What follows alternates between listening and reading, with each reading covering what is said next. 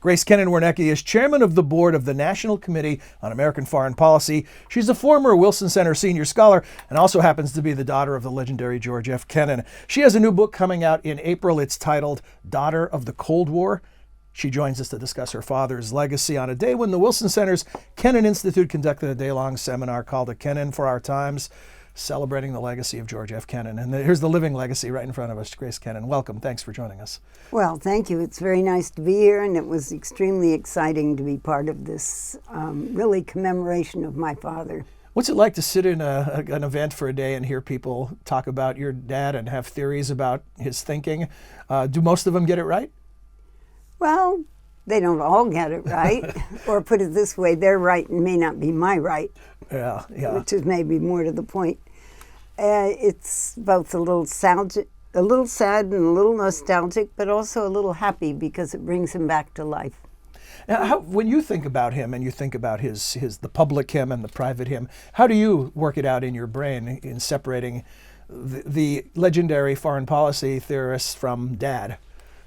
Well, there's always a difference. Your dad is your dad, and we always, since I was in college, he's been a public figure.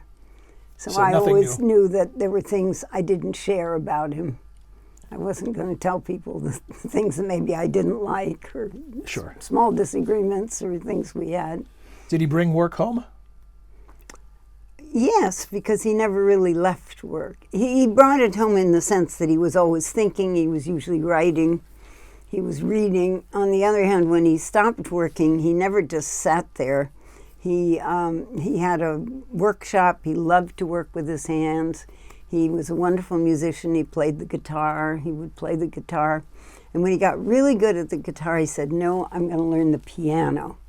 And our hearts sank. I mean, he almost began with the scales. So having this beautiful guitar player, and then suddenly, plunk, plunk, plunk, he was, learning the piano. That's really interesting. Is that the sign of an active mind where he'd mastered the guitar, so he needed a new challenge? Yes. Very interesting, very impressive, actually. Not what most of us do.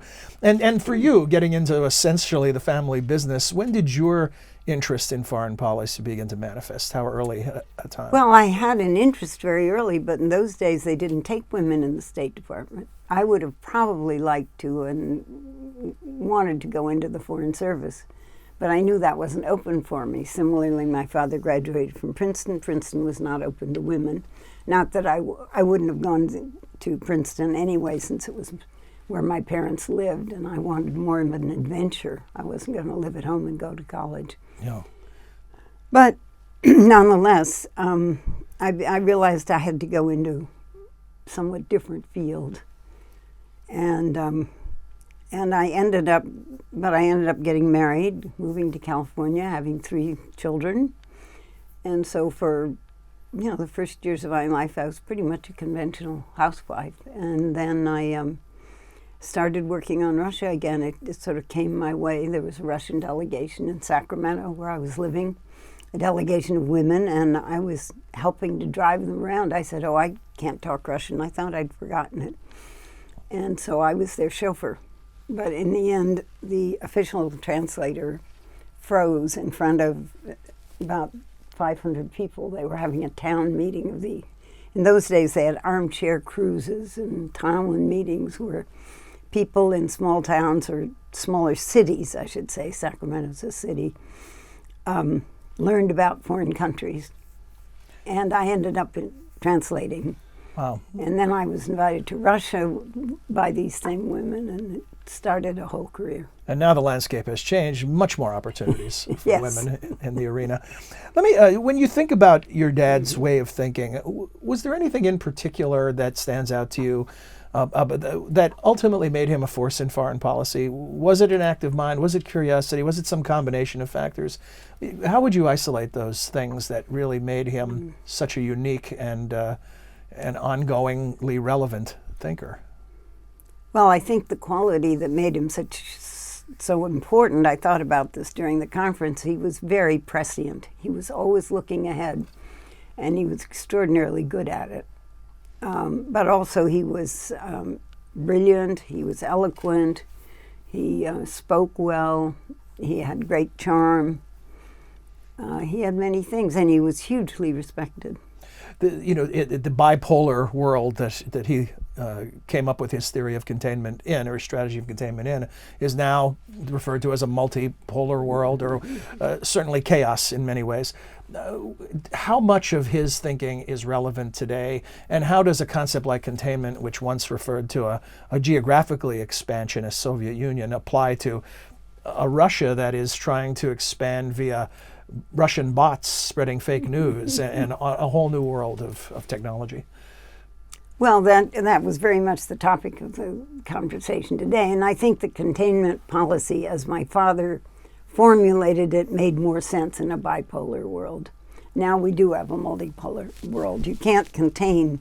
It's one thing you can spend your time containing one country. You can't contain 5 or 10 or something like we have today.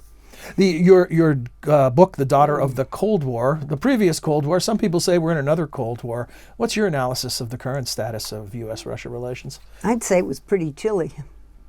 I think it really is. I think it's a tough time, and it's a time when citizen diplomacy and people-to-people suddenly becomes important again. And I worked very much in that movement. The reason I gave it the title, The Total of the Cold War, was not just that George Kennan was my father, but because all my early jobs, and I had many of them, I mean, many, I went from project to project to project. But to give some examples, I was the executive founding director of the American-Soviet Youth Orchestra. I was the senior editor of a big picture book, A Day in the Life of the Soviet Union. As a photographer. As an accomplished photographer. Yeah, I was a photographer. But everything I did was sort of bringing Russia and America together, or each one showing each other that we're still people, we still share things in common, we have common interests. Not just an interest in foreign policy. So not only was I the daughter of the Cold War, but I spent my time trying to end the Cold War. Mm-hmm. So it's sad to me to see us going back to difficult times. What do you think it will take to turn things around? Well, I mean, don't forget, we have no idea who the next president of the United States is. We have no idea what our foreign policy will be. While Putin seems very healthy and very popular, you never know how long anybody's going to stay in power. Things sometimes change much faster than we anticipate. So it sounds like you're saying leadership is the key. Well, leadership is not maybe the key, but it certainly plays a big role. Yeah, and your decision to write the book, what did you want to say? I had to say it. The book was in me. First of all, I've always been a storyteller. I love telling stories. I didn't realize I loved it, but it's been pointed out so much that I now know I love it. And I just felt that I'd had a very unusual childhood background. I actually saw Hitler when I was 5 in person. We were living in Prague, and when he made his triumphal march into Prague, wow. I was there. And I was held up to the window, and it made such an impression on me. In those days, I spoke and wrote Norwegian. My mother was Norwegian.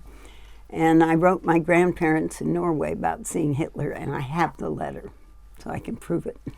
A final thought. Is there a intellectual heir apparent to George Kennan, or are there other contemporary thinkers about foreign policy who you think may someday achieve that type of status? Or is the chair empty? I think right now the chair is empty, but there are many people who could someday fill it, and I hope will. I mean, for the benefit of all of us. For the benefit of all of us. But I'm thrilled that my father's been remembered, and he's been remembered with so much distinction.